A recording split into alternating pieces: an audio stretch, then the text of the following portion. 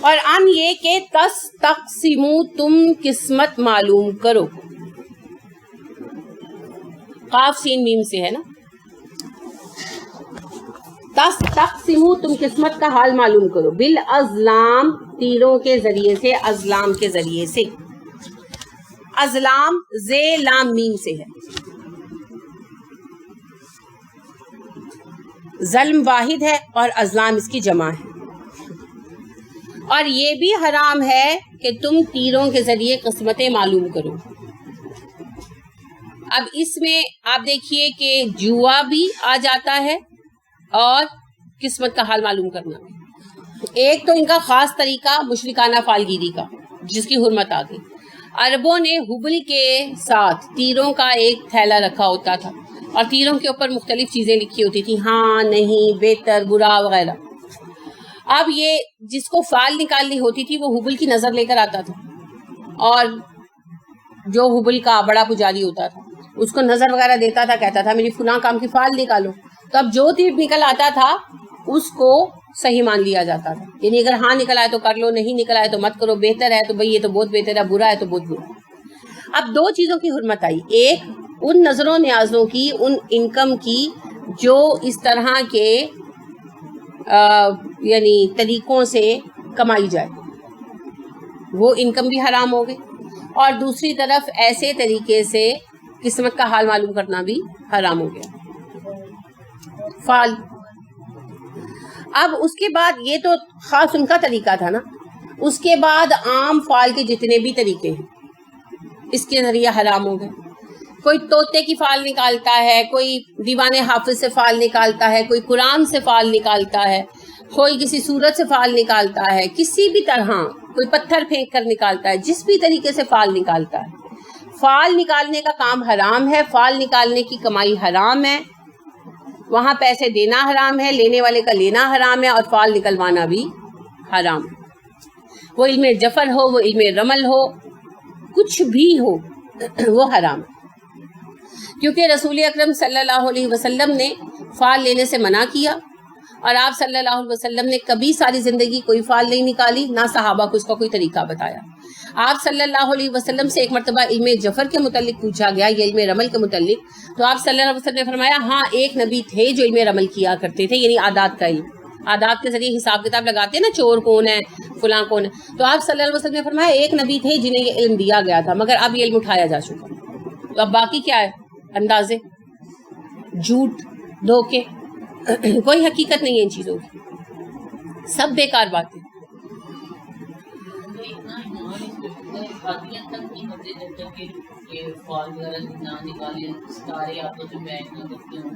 دیکھیں اگر تو خالی فال نکلوا رہے ہیں وہ تو گناہ ہے، اور اگر ستارے بھی میچ کروا رہے ہیں تو شرک ہے۔ وہ حدیبیہ والی حدیث یاد رکھیں نا کہ رسول اکرم صلی اللہ علیہ وسلم نے حدیبیہ کے قیام کے دوران ایک رات بارش ہوئی تو صبح اٹھ کر کہا کہ لوگوں پتہ ہے کل رات تمہارے رب نے کیا کہا؟ صحابہ نے کہا جی ہمیں نہیں پتا، آپ بتائیں۔ آپ نے کہا تمہارے رب نے کہا آج میرے کچھ بندے کافر ہو گئے اور کچھ مومن رہے۔ جنہوں نے یہ کہا کہ اللہ کے فضل سے بارش ہوئی وہ مومن رہے، اور جنہوں نے یہ کہا کہ فلاں ستارے کے اثر سے بارش ہوئی وہ کافر ہو گئے۔ اور آپ دیکھیں یہ صحابہ تھے اور بہترین لوگ، لہٰذا ستاروں کا اثر ماننا شرک ہے۔ اور رسول اکرم صلی اللہ علیہ وسلم نے فرمایا جس نے کسی نجومی سے بطور مزاح دلچسپی کے لیے کوئی بات پوچھی اس کی 40 دن کا فرض و نفل قبول نہیں ہوگا، اور جس نے کسی نجومی سے کوئی سوال یہ سوچ کر کیا کہ وہ سچ بتا سکتا ہے تو اس نے میری لائی ہوئی شریعت کا انکار کر دیا۔ تو جب ستاروں کے اثر کو مان لیتے ہیں نا تو پھر شرک، اور اگر خالی ویسے ہی فال لیتے کہ جی کام کرنے سے پہلے فال لے لیں تو وہ پھر گناہ ہے، گناہ کبیرہ میں سے۔ اور سب سے اہم بات یہ کہ علم غیب کے سب دروازے مسلمانوں پر بند ہو چکے ہیں۔ اتنی موٹی سی بات کیوں نہیں سمجھ آتی؟ اور مجھے یہ نہیں سمجھ آتی کہ ٹی وی پر دن رات یہ چیزیں کیوں نہیں چلائی جاتی، اس لیے کہ ان کے یعنی مارننگ شوز بند ہو جائیں گے۔ رسول اکرم صلی اللہ علیہ وسلم نے فرمایا میری امت پر علم غیب کے سب دروازے بند کر دیے گئے سوائے رویائے صادقہ کے، سچے خوابوں کے۔ تو علم غیب کا کوئی راستہ نہیں، کوئی راستہ نہیں۔ آپ دیکھیے اللہ کے قریب ہونے سے اگر علم غیب آتا تو سب سے زیادہ اللہ کے قریب کون ہستی ہے؟ رسول اکرم صلی اللہ علیہ وسلم۔ جب آپ صلی اللہ علیہ وسلم پر جادو ہوا آپ صلی اللہ علیہ وسلم بیمار رہے، کتنے دن بیمار رہے، اور آپ کو اتنا درد ہوتا تھا سر میں کہ اما عائشہ کہتی ہیں آپ بے حال ہو جاتے تھے، آپ کی آنکھیں سرخ ہو جاتی تھی. اور آپ صلی اللہ علیہ وسلم کا عالم یہ تھا کہ آپ کو لگتا کہ آپ اپنی بیوی کے ساتھ سیکشل ریلیشن کر چکے ہیں، اور اما عائشہ کہتی ہیں آپ نے نہ کیا ہوتا، اور آپ کو لگتا آپ نماز پڑھ چکے ہیں اور آپ نے نہ پڑھی ہوتی. تو آپ صلی اللہ علیہ وسلم کو نہیں پتا چلا، آپ اللہ سے دعائیں مانگتے رہے. ایک دن آپ کی طبیعت بہت خراب تھی تو اماں کہتی ہیں آپ بہت زیادہ دعا مانگتے رہے، پھر دعا مانگتے مانگتے سو گئے لیٹ کر. تو جب آپ کی آنکھ کھلی تو آپ نے کہا عائشہ جس چیز کا جواب میں نے اللہ سے مانگا اللہ نے مجھے دے دیا. اور پھر آپ نے وہ خواب بتایا جو اس واقعے کے متعلق معروف ہے، آپ کو پتہ ہی. میں صرف یہ بتانا چاہتی ہوں کہ اللہ کا علم غیب اللہ کی ملکیت ہے. اگر انسانوں میں سے کسی کو دیا جاتا تو رسول اکرم صلی اللہ علیہ وسلم سے زیادہ مستحق کوئی نہیں تھا، مگر اللہ نے جب چاہا تب بتایا. دوسرا واقعہ آپ دیکھ لیے حضرت عائشہ صدیقہ رضی اللہ تعالیٰ عنہ کا. 1 مہینہ تک معاملہ چلا نا بہتان کا. آپ ذرا غور فرمائیں رسول اکرم صلی اللہ علیہ وسلم پر کیا گزرتی ہوگی، کس کیفیت میں وہ 1 مہینہ گزرا ہوگا. یعنی میں جب سوچتی ہوں تو میں سمجھ نہیں پاتی کہ آپ نے کس طرح بیئر کیا ہو. 1 مہینہ اس تکلیف میں گزارنا، لوگوں کو فیس کرنا، سب کچھ کیا آپ صلی اللہ علیہ وسلم نے. 1 مہینے بعد اللہ نے پیغام بھیجا اور 1 مہینے بعد ہی بھیجا. اور آج یہ بے نمازی، جھوٹے، بد معاملہ، بد گو، جگہ جگہ گندی جگہوں پر گندے اعمال کرنے والے بیٹھے ہوئے بابے فوراً فال نکال کے حساب بتا دیں گے. کیسے بتا دیں گے؟ کوئی نہیں بتا سکتا. علم غیب کا کوئی راستہ نہیں ہے سوائے اس کے کہ کوئی خواب آ جائے. یعنی کوئی آپ کو خواب آ جائے، خواب میں کوئی بات ہو جائے. ابھی کل ایک بہن مجھ سے ملنے آئی تو وہ مجھے بتانے لگی کہ پرسوں رات کو کہتی ہیں کہ بس میں سوئی ہوئی تھی اور رات کو 2:30-3 بجے نا بس میں نے خواب دیکھا، مجھے خواب بھی یاد نہیں، بس مجھے شدید گھبراہٹ ہوئی کہ جیسے میں کسی اپنے قریبی کو، بہت قریبی کو کسی مشکل میں دیکھ رہی ہوں. تو اسی گھبراہٹ میں اٹھ کر بیٹھ گئی. تو صبح ان کے میاں کے ساتھ کچھ مالی جو ہے نا فراڈ ہو گیا، پیسوں کا سیریس قسم کا فراڈ ہو گیا. تو وہ کہنے لگی رات کو میں نے خواب دیکھا اور میں بے چین ہی رہی. تو ان کے نماز پڑھتی رہی، بڑا بیٹا بھی ان کا جو ہے نا وہ بھی اٹھ کر بیٹھ گیا. تو کہنے لگا امی میرا دل گھبرا رہا ہے، بس میں نے نا ڈراؤنا خواب دیکھا. تو کہتی ہے کہ وہ نماز، جیسے بچہ چھوٹا بچہ ہے 9th-10th کا، تو نماز میں تنگ کرتا ہے، تو کہتی ہے خود ہی مسجد میں جا کر نا جماعت سے نماز پڑھتا رہا. تو شام ہونے تک ایک فراڈ ان کے میاں کو پیش آیا، تو گھر آئے تو بہت پریشان تھے. تو کہنے کا مطلب یہ ہے کہ اس طرح بعض اوقات انڈیکیشن ہو جاتی ہے، اس طرح کوئی بات ہو جاتی ہے. آپ دیکھتے ہیں بھئی آپ بہت خوش ہیں اور کوئی جو ہے خوشی حاصل ہو جاتی ہے، کوئی بچھڑا ہوا مل جاتا ہے، کوئی گمشدہ چیز مل جاتی ہے، کوئی کامیابی حاصل ہو جاتی ہے. لیکن کوئی دوسرا آپ کو آپ کے متعلق مستقبل بتا سکتا ہے، کوئی نہیں بتا سکتا. اپنا مستقبل نہیں جان سکتے. جانتے ہو تو خیر حاصل نہ کر لیں. دیکھ لیں بھئی آج کے دن میں کون سا شیئر چڑھنا ہے وہ لے لیں، آج کے دن میں کون سی خیر حاصل ہونی ہے وہ کر لیں. آج کہاں کس کو نوکری کی ضرورت ہے، ایک بندہ یہی کام شروع کر لے نا، علم غیب کے ذریعے جان لے آج کہاں کس کو کس نوکری کی ضرورت ہے، وہاں کس کو نوکری ملنی ہے. اس بندے کو کہے بھئی فلاں جگہ جا کے نوکری لے لے اور مجھے اتنا جو ہے وہ کمیشن دے. تو صحیح نہیں ہے کام. ان امپلائمنٹ بھی ختم ہو جائے گی اور کاروبار بھی چل پڑے گا. کسی کے پاس کوئی علم غیب نہیں، سب بے وقوفی کی بات ہے. نبی اکرم صلی اللہ علیہ وسلم خود نہیں جان سکے کہ مجھ پر جادو کس نے کیا جب تک اللہ نے نہیں بتایا. آج ایک بندہ جاتا ہے وہ فوراً بتا دیتے ہیں ایہو جا رنگی، ایہو جا کادے، ایتھے تلے، کیونکہ ہر گھر میں ایک بندہ ایسا نکل آتا ہے. تو وہ پھر خود ہی بیٹھ کے اچھا ایسا کر تو فلاں کا ہے، ایسا تل تو فلاں کا ہے، ایسے بال تو فلاں کے، بس اسی نے جادو کیا ہوگا مجھ پر. سب جھوٹ ہے اور جھوٹوں پر اللہ کی لعنت. لہٰذا ان کی باتوں پر مت جایا کرے. جھوٹ بولتے کاروبار کے لیے. اگر اتنا ہی علم غیب آتا ہو تو خود سڑکوں پہ بیٹھ کر طوطوں سے فالے نکلوا رہے ہیں، خود آ کر یعنی لوگوں کی باتیں سن رہے ہیں. اپنا کام کر لیں. کوئی علم غیب نہیں ہے، کسی کے پاس بھی نہیں. تو لہٰذا ازلام میں پھر فال کی تمام شکلیں آ جاتی ہیں. اور آپ کو پتہ ہے رسول اکرم صلی اللہ علیہ وسلم نے فرمایا بد فالی کی کوئی حقیقت نہیں ہے. ہاں اچھی فال ہوتی ہے، اور اچھی فال ہے اچھا نام. آپ کسی بندے سے ملے اس کا نام اچھا ہو، جیسا آپ صلی اللہ علیہ وسلم نے حدیبیہ کے موقع پر فال لی نا. سہیل آئے جب آخر میں، تو آپ نے کہا لو سہیل آ گئے اب تمہاری بات بن جائے گی، کیونکہ سہیل کا مطلب ہے سہولت دینے والا، اور بات بن گئی. تو انس کہتے ہیں کہ آپ صلی اللہ علیہ وسلم جب کسی بستی میں قیام کرتے تو وہاں کا نام پوچھتے. اگر نام اچھا ہوتا تو خوش ہوتے، اور اگر نام برا ہوتا تو آپ کو اچھا نہ لگتا، اور اس کے آثار آپ کے چہرے سے نظر آتے. کسی شخص سے ملتے تو اس کا نام پوچھتے، اگر اس کا نام اچھا ہوتا تو خوش ہوتے، اور اگر اس کا نام اچھا نہ ہوتا تو اس کے آثار آپ کے چہرے سے نظر آتے کہ آپ کو اچھا نہ لگتا. تو جو آپ کے یعنی صحابہ تھے ان میں سے کسی کا نام برا ہوتا تو آپ بدل دیتے تھے. تو اچھے نام جیسے اسلام آباد اچھا نام ہے, رحیم آباد اچھا نام ہے, بھگوان پورا, مسکین پورا, ایون مسکنت طاری ہونے والا علاقہ, حالانکہ وہاں کے لوگ بہت اچھے ہیں. مومن پورا اچھا نام ہے. تو اچھے نام اچھا شگن ہے, اور بد شگنی آپ نے فرمایا کوئی چیز نہیں ہوتی. اور جو اپنے گھر سے کسی کام سے نکلا اور بدفعلی لے کر پلٹ آیا تو اس نے شرک کیا. لہذا یہ فالے نکلوانا سب بیکار اور فضول کام ہے. جنہوں نے کچھ نہیں کرنا ہوتا نا ان کے کام ہے. مجھے بتائیں کہ یورپ آج ترقی پر ہے, فالے نکلوا کر کام کرتے ہیں تو ترقی کر رہے ہیں نا, کام ان کے ہو رہے ہیں. ہمارے مذہب میں سب سے آپ کو پتہ ہے عیسائیت میں جو اب عیسائیت ہے شدید توہم پرستی ہے, جبکہ اسلام میں توہم پرستی ہے ہی نہیں, کوئی توہم پرستی نہیں. لہٰذا چھوڑ دیں ساری فالے شادی. پھر تیسری اس میں چیز آ جاتی ہے جوا.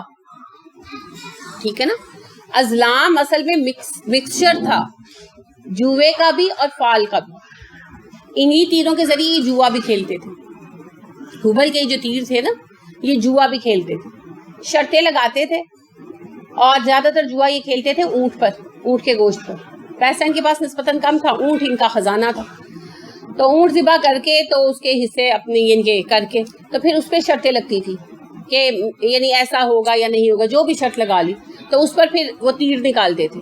تو جس کے حق کا تیر نکل آتا تھا تو پھر گوشت اس کو مل جاتا تھا, اور اس گوشت میں سے بڑا حصہ پھر فی سبیل اللہ بانٹ دیتے تھے. تو جو جوا نہیں نہ کھیلتا تھا اسے بخیل کہتے تھے, یہ تو بڑا بخیل ہے, خیرات نہیں کرنا چاہتا. اللہ نے کہا فال نکالنا بھی حرام ہے, اور فال کی کمائی بھی حرام ہے, اور تیروں وغیرہ کسی بھی ذریعے سے جوا کھیلنا بھی حرام ہے. تو جوے کی کمائی بھی حرام, حرام پھر قبول نہیں ہوتی. تو اب جوے کی سب شکلیں حرام ہیں. جوا کیا ہوتا ہے؟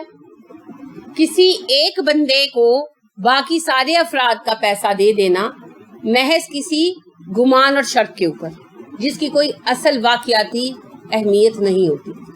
جیسے پاکستان کی ٹیم جیتے گی یا بھارت کی ٹیم جیتے گی, میچ سے پہلے شرط لگا لو. اب میچ ہونا ہے 2 مہینے بعد, 2 مہینے پہلے بیٹھ کر میں کہہ رہی ہوں پاکستان کی ٹیم جیتے گی, آپ کہہ رہی ہیں پاکستان کی جیتے گی, یہ کہتی ہے, اب وہ کہتی ہے نہیں بھارت کی جیتے گی. شرط لگ گئی. اب ہر کسی سے 10-10 ہزار لے لیا فرض کر, جو جیتے گا اس کو ملے گا. اب جو ٹیم ہار گئی یا جیت گئی, اب پھر ظاہر ہے گروپ ہار گیا تو جیتنے والے کو پیسے مل گئے. کس بات پہ بھائی؟ کیسے کمائے اس نے پیسے؟ اور وہ پیسے جو اتنے سارے لوگوں کے ہیں کس بنا پر کمائے؟ بس ایک گمان کی بنا پر. یہ باطل طریقہ ہے. اللہ نے کہا نا ایک دوسرے کے مال باطل طریقے سے نہ کھاؤ, یہ باطل طریقہ ہے. اسی طرح جی معمہ حل کیا, اخبار میں معمے آتے ہیں نا, پزلز. اچھا جی پزل حل کیا, اب ہر کوئی اس کو اتنی محنت سے حل کر کے بھیج رہا ہے, اور اتفاق سے ایک صاحب کے پاس ڈبے میں جو لکھا ہوا حل پڑا ہے, جس کا اس کے ساتھ میچ کر گیا اس کو انعام مل گیا. کیا ہے یہ؟ جوا. جوا دیکھیں, ایک تو ہے نا کہ کنفرم سوال کے اوپر انعام, دونوں میں فرق ہے. مثلا سوال ہے کہ جی تیسری غیر ترقی پذیر ممالک جو ہمارے ترقی پذیر جو ممالک ہیں, ان کا سب سے بڑا مسئلہ کیا ہے؟ آبادی. آج کل کے لوگ کہتے ہیں, میں نہیں کہتی, میں سوال کا جواب بتا دوں. ٹھیک ہے, تو یہ ایک کنفرم آنسر ہے, ہر علم والا بندہ دے سکتا ہے. پاکستان کی آبادی کتنی ہے؟ پاکستان کس تاریخ کو آزاد ہوا؟ لاہور کا مطلب کیا ہے؟ فیصلہ آباد کی بنیاد کس نے رکھی؟ یہ وہ سوالات ہیں جن کے کنفرم آنسرز ہیں. جو جواب دے سکتا ہے دے دے, وہ تو کوئی حرج نہیں, وہ تو ایک طرح علمی مقابلے ہیں, وہ تو رکھے جا سکتے ہیں. یہاں معمے میں یہ نہیں ہوتا. معمے میں مبہم قسم کی باتیں ڈال دی جاتی ہیں, مشکوک قسم کی, جن کے ایک سے زیادہ جوابات بن سکتے ہیں. ہر کوئی اپنے ذہن کے مطابق جواب نکال لیتا ہے. اب وہ جواب ان کے پاس لاکھوں میں آتے ہیں, تو پھر کیا ہوتا ہے؟ قرآن اندازی نہیں ہوتی. اس کا اصل جواب بیچ کا جو حصہ ختم ہوتا ہے نا وہ پورا لکھا ہوا اصل شکل میں ان کے پاس ہی پہلے سے بند پڑا ہوا ہوتا ہے. جس دن فیصلہ ہونا ہوتا ہے وہ بند ڈبہ کھولا جاتا ہے اور وہ جو تحریر پہلے لکھی گئی تھی جس کی بنا پر معاملہ بنا تھا جس کا جواب اس کے ساتھ میچ کر جاتا ہے اس کو انعام مل جاتا ہے. یہ ہے جوا. اس کا کوئی کنفرم آنسر ہوتا ہی نہیں ہے. جیسے یہ روٹی ڈیش ہے فرض کریں, اب اس کے ہزاروں جوابات ہو سکتے ہیں. یہ روٹی جلی ہوئی ہے, یہ روٹی بڑی اچھی ہے, یہ روٹی موٹی ہے, یہ روٹی پتلی ہے, یہ روٹی گول ہے, یہ روٹی چوڑی ہے, یہ روٹی گھی والی ہے. کتنے جوابات ہو سکتے ہیں. اب ہر بندہ اپنے سمجھ کے مطابق اس کو پر کر دے گا. اب بیچ میں سے نکلتا ہے یہ روٹی کھٹی ہے, تو اب جی کھٹی اگر لکھا ہوگا تو انعام ملے گا. یہ ہے تکے, یہ علم تھوڑی ہے, یہ جوا ہے. پرائز بانڈ بالکل جوا ہے, سود ہے, سب سود کا سسٹم ہے اور وہ بھی جوا ہے. بہت سارے لوگوں کو نمبر الاٹ کر دینا اور پھر جب کسی کا نمبر لگ گیا اتفاق کے ساتھ تو بس اس کو مل گئی سالوں کی رقم.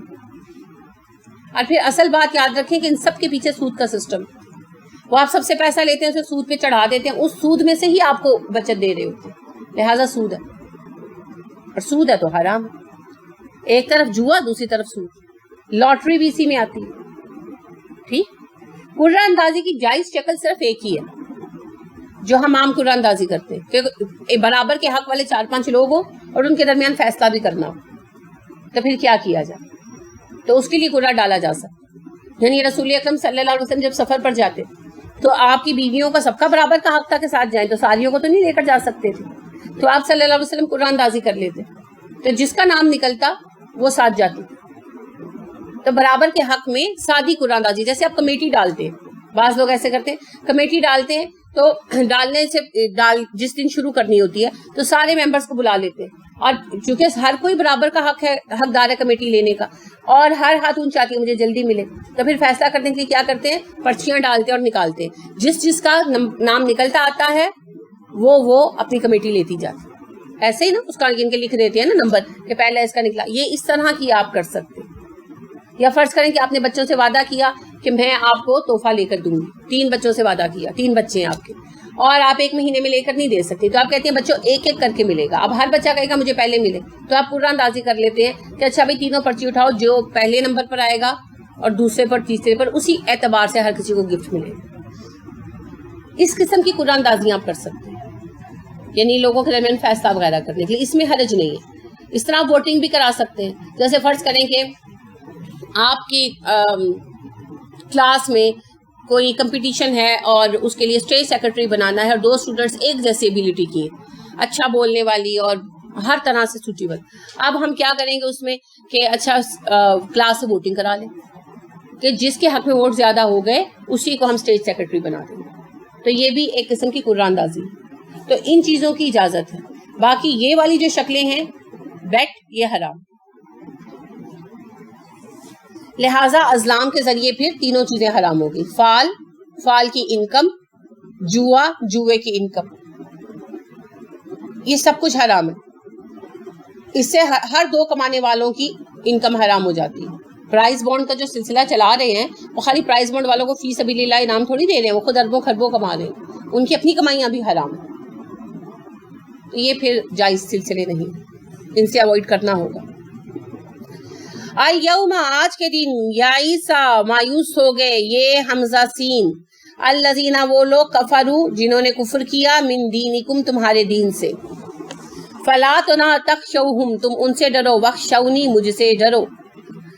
آج کے دن سے مراد کوئی خاص دن نہیں ہے, یہ محاورتاً کہا گیا. جیسے ہم کہتے ہیں نا آج, تم دیکھو نا آج کل ہو کیا رہا ہے, تو اس کا مطلب یہ نہیں کہ آج اور کل ہی ہو رہا ہے, مطلب کہ آج کل کے حالات میں. تو الیوم سے مراد وہ عہد ہے, یعنی صلح حدیبیہ کے بعد کا زمانہ ڈسکس ہو رہا ہے کہ اب وہ وقت آ گیا ہے, مایوس ہو گئے ہیں کافر تمہارے دین سے. کیا مطلب ہے مایوس ہونے سے؟ وہ سمجھ گئے ہیں کہ یہ دبایا نہیں جا سکتا. اب تک وہ اسی نہج پر کام کر رہے تھے نا, 2 مقاصد تھے, یا مسلمانوں کو دین سے پھیر لیں اور یا پھر مسلمانوں کا خاتمہ کرتے. اب انہیں پتہ چل گیا نہ پھیرا جا سکتا ہے نہ خاتمہ کیا جا سکتا ہے. وہ اقبال کہتے ہیں نا, توحید کی امانت سینوں میں ہے ہمارے, آسان نہیں مٹانا نام و نشاں ہمارا. تو یہ مشکل کام, یہ نہیں ہو سکتا. اب بات یہ ہے کہ اتنے سال کوششیں کر کے، 13 سال مکہ کے، 6 سال مدینہ کے، 19 سال کوششیں کر کے اب کفار کو پتہ چل گیا کہ نہ مسلمان جھکائے جا سکتے ہیں نہ مٹائے جا سکتے ہیں، ستائے ضرور جا سکتے ہیں، نہ دبائے جا سکتے ہیں نہ مٹائے جا سکتے ہیں، نہ ہی جھکائے جا سکتے ہیں۔ ہم جب بھی جھکے اپنی اندرونی کمزوری سے جھکے، باہر والے ہمیں نہیں جھکا سکتے، اتنا دم نہیں ہے ان میں۔ آج اگر ہم جھکے ہوئے ہیں، دبے ہوئے ہیں، پسے ہوئے ہیں اپنے کارناموں کی وجہ سے، اپنی بے عملی کی وجہ سے، اپنے خالی پن کی وجہ سے، دوسروں میں اتنا دم نہیں۔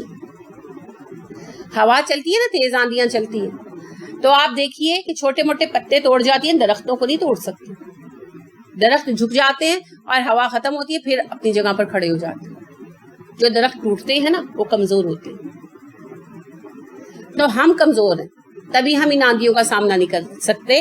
ورنہ آپ دیکھیے عہد نبوی صلی اللہ علیہ وسلم کے بعد صحابہ کا زمانہ، پھر تابعین کا زمانہ، تبع تابعین کا زمانہ، پھر خلفاء کا زمانہ، عباسی رہے، اموی رہے، تب بھی یہودی تھے دنیا میں، عیسائی تھے دنیا میں، تب مسلمان کیوں ذلیل و خوار نہیں تھے؟ کیونکہ محنت کر رہے تھے، کامچور نہیں تھے، علم میں آگے، سائنس میں آگے، ٹیکنالوجی میں آگے، میتھس میں آگے، تجارت میں آگے، سیاست میں آگے، لیڈ کر رہے تھے دنیا کو۔ اور یہی یہودی عیسائی ان کے فیشن کو اپناتے پھرتے تھے۔ پھر وہ وقت آیا کہ مسلمان راگ رنگ میں لگ گئے۔ تجھ کو بتاؤں میں تقدیر امم کیا ہے، شمشیر و سنا اول، طاؤس و رباب آخر۔ ایسے عیاشیوں میں پڑے، ایسے عیاشیوں میں پڑے، علم، عمل، دین، دنیا سب بھول گئے۔ پھر دوسرے آ کر قابض ہو گئے، کیونکہ جگہ تو خالی نہیں رہتی، دوسرے آ گئے، وہ قابض ہو گئے۔ انہوں نے علم سیکھا، سائنس سیکھی، ٹیکنالوجی سیکھی، سیاست سیکھی، تجارت سیکھی، کیسی اعلیٰ سیاست کھیلتے ہیں وہ۔ پہلے انہوں نے سعودیہ کو یمن وار میں الجھایا، اب سعودیہ کی تو عزت کا سوال بنا پڑا ہے۔ اس کے لیے تو یہ معاملہ، سعودی گورنمنٹ کی بات کر رہی ہوں، یہ معاملہ جو ہے وہ سانپ کے منہ میں چھپکلی، اگلے تو کڑوی، اگلے تو لاج اور نگلے تو کڑوی۔ اگر وہ یہ کہتا ہے کہ اسرائیل کی کوئی حیثیت نہیں ہے میرے جوتے کی نوک پر، تو پھر اس کے ساتھ جنگ میں شریک کیوں ہوئے تھے؟ اور اگر وہ کہتا ہے کہ اسرائیل ایک سیاسی حقیقت ہے تو پوری اسلامی کاز کے ساتھ بے وفائی کرتا ہے، مسلمانوں کا مرکزی لیڈر ہوتے ہوئے بھی۔ آپ کدھر جائے سعودیہ، پھنس گیا نا۔ یہ ہوتی ہے سیاست، یہ ہوتی ہے سیاست، ایسے کی جاتی۔ وہ اپنی کاز کے لیے کر رہے ہیں، صحیح نہیں کر رہے ہمارے ساتھ، لیکن اپنی کاز کے لیے دیکھیں وہ کیسے کیسے جال بنتے ہیں، کیسے کیسے چکر چلاتے ہیں۔ انہوں نے ایک تیر سے 2 شکار کیے، یمن بھی ہتھیا لیا اور عرب ممالک کو بھی پھنسا دیا، اور اب ان کے سامنے سوال رکھ دیا اسرائیل کی سیاسی حیثیت قبول کرو۔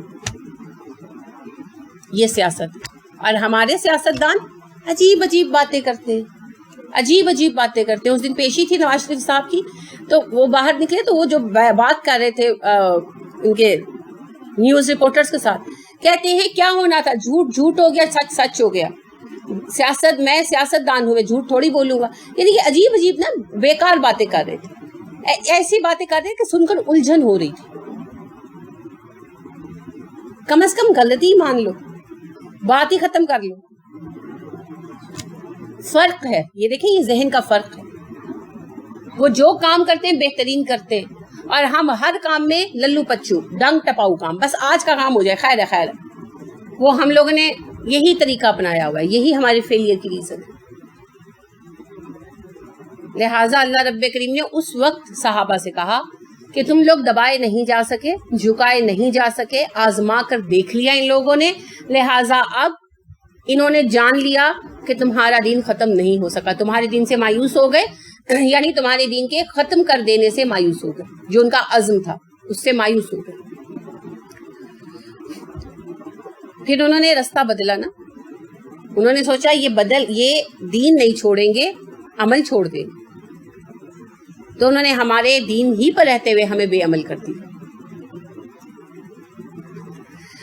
فلا تخشوہم واخشونی، ان سے مت ڈرو، مجھ سے ڈرو، ان کا خوف دل میں نہ رکھو۔ خشیت اصل میں دل کی وہ کیفیت ہوتی ہے جس میں آپ کسی کی ناراضگی کا، غضبناکی کا خوف رکھتے ہیں کہ یہ مجھ سے ناراض ہو جائے گا، اور آپ اس کی عدم موجودگی میں بھی کام کرتے ہیں. جیسے بچے میں یہ خوف ہوتا ہے کہ ابا ناراض ہوں گے.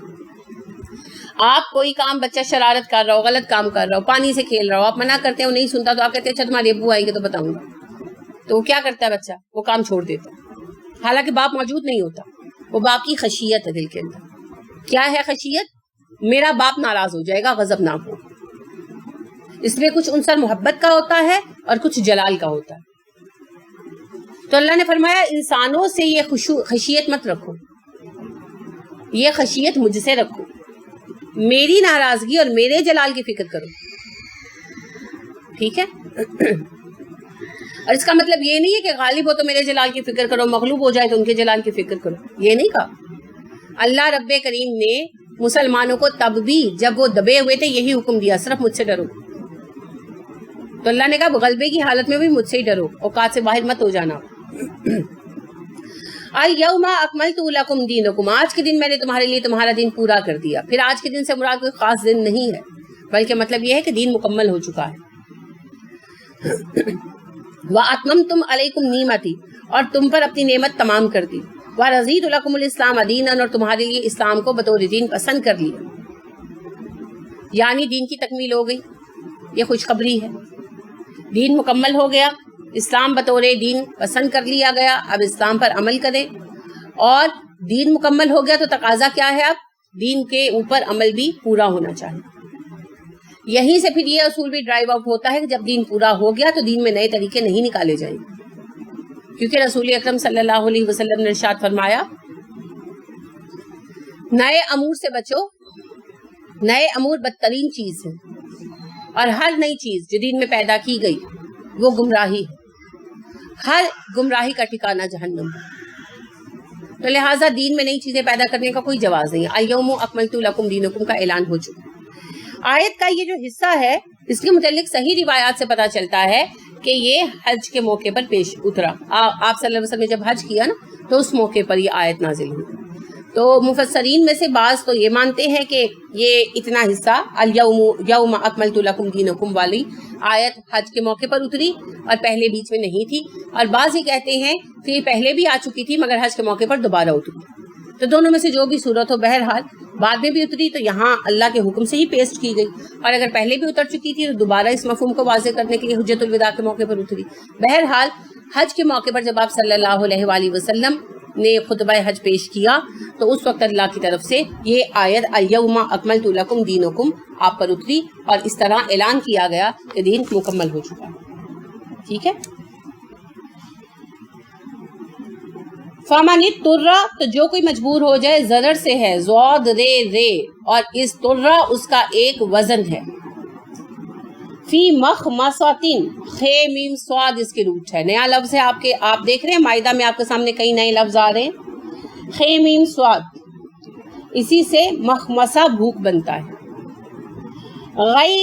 غیرہ نہ ہو وہ, متجانفن جیم نون فے, جیم نون سے جنف ہوتا ہے. جنف ہوتا ہے عام طور پر انصاف کے خلاف کسی ایک کی طرف مائل ہو جانا, یعنی عدل و انصاف کرتے ہوئے بچوں کے مابین یا بیویوں کے مابین یا دوستوں کے مابین کسی ایک کی طرف جھکنا. لِإِثْمٍ, گناہ کی طرف. غیر متجانف الاسم, وہ گناہ کی طرف داری کرنے والا نہ ہو, گناہ کی طرف مائل ہونے والا نہ ہو. جو شخص مجبور ہو جائے بھوک کے ہاتھوں لیکن وہ گناہ کی طرف جھکنے والا نہ ہو, یعنی اسے یہ عادت نہ ہو کہ بھوک کا بہانہ بنا کر حرام چیزیں کھائے. فَإِنَّ اللَّهَ, تو بے شک اللہ غفور الرحیم, بخشنے والا مہربان ہے. اب بیچ میں اللہ نے یہ ایک بات بطور نصیحت فرمائی اور آگے پھر حکم حرام کا آ گیا. حرام میں اللہ رب کریم نے کیا چیزیں گنوا دی آپ کو؟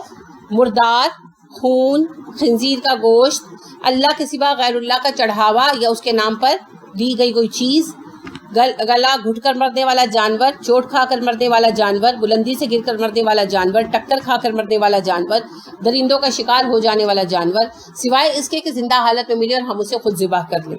اس کے علاوہ وہ جانور جو آستانے پر ذبح کیا گیا ہو, یعنی کہ چڑھاوا, اور جانور کے علاوہ کھانا بھی جو چڑھاوا ہو. اور پھر یہ کہ قسمت معلوم کرنا حرام ہے, فال لینا حرام ہے, فال کے پیسے دینا حرام ہے, فال کی کمائی کھانا حرام ہے, جوا کھیلنا حرام ہے، جوئے کی کمائی حرام ہے۔ سب کو اللہ نے کہا ذالکم فسق، یہ سب کے سب نافرمانی کے کام ہیں۔ اور پھر اللہ نے ارشاد فرما دیا بیچ میں جو دو جملے آئے کہ تمہارا دین آج مکمل ہو چکا، ایک حقیقت بن کر سامنے آ چکا، تو اس پر پورا عمل کرو۔ اب پھر اللہ کہہ رہے ہیں کہ یہ ساری حرام چیزیں اگر کوئی بندہ بھوک کے ہاتھوں مجبور ہو جائے، مخمصہ شدید بھوک کو کہتے کہ جان لبوں پر آ جائے، یعنی اس کو زندہ رہنے کے لیے کچھ میسر نہ ہو سوائے ان حرام چیزوں کے، تو اسے اجازت ہے کہ وہ کھا لے جان بچانے کے لیے، لیکن اسے گناہ کی طرف مائل ہونے والا نہیں ہونا چاہیے۔ یعنی یہ نہیں کہ اسے پہلے بھی شوق تھا کہ وہ کھائے اور اب موقع مل گیا۔ اور اس پر علماء مزید یہ بھی کہتے ہیں کہ پیٹ بھر کر نہ کھائے، بس اتنا کھائے جتنا جان بچانے کے لیے ضروری ہے مجبوری کے عالم میں، اور واقعتاً وہ اتنا مجبور ہو۔ یہ نہیں کہ بھئی نمکین نہیں مل رہا تو میں کھا لوں۔ جیسے آپ دیکھیں کہ فرض کریں آپ چائنا جاتے ہیں، وہاں آپ کو حلال فوڈ کا بہت مسئلہ پیش آتا ہے، تو کچھ نہیں مل رہا تو نٹس تو ملتے ہیں، آپ کو بسکٹس، بہت طرح کے بسکٹس ملتے ہیں حلال، چاکلیٹس ملتی ہیں حلال لکھا ہوتا ہے، آپ وہ بھی تو کھا کے گزارا کر سکتے ہیں۔ فرض کریں کچھ بھی نہیں مل رہا، سی فوڈ کا بھی مسئلہ یہ آ جاتا ہے کہ اس کو پکانے میں وائن وغیرہ سم ٹائم یوز ہوئی ہوتی ہے، آپ چائنیز لکھی ہوتی ہے تو سمجھ بھی نہیں آتی مینیو کی، پھر آپ کریں تو کیا کریں، کہاں جائیں۔ تو جو انٹرنیشنل کھانے ہیں، یعنی کہ جیسے چاکلیٹس ہیں، کیڈبری یہاں بھی ملتی ہے وہاں بھی ملتی ہے، انگلش پیکنگ ہوتی ہے، اس کے اوپر لکھا ہوا ہے۔ اسی طرح نٹس ہیں، روسٹڈ نٹس ہیں، ہر طرح کے نٹس بہت چائنا میں عام مل رہے ہیں۔ پھر اسی طرح پھل سبزیاں ہیں جیسے کھیرے ہیں اور اس طرح کی چیزیں، وہ تو حلال ہی ہے نا، تو وہ لے اور کھائیں۔ تو مراد ہے حقیقی بھوک کہ جان پر بن جائے، کھانے کو کچھ نہ ہو اور جو مل رہا ہو وہ حرام ہو تو کھا سکتے ہیں اپنی جان بچانے کے۔ ایسی صورت میں اللہ بخش دے گا، کیونکہ اللہ تو ہے ہی بخشنے والا مہربان۔ جی آپ کیا کہہ رہی تھی؟ ہو گیا اور کوئی بات؟ سبحانک اللہم و بحمدک و نشہد ان لا الہ الا انت و نستغفرک و نتوب الیک۔ السلام علیکم و رحمۃ اللہ وبرکاتہ۔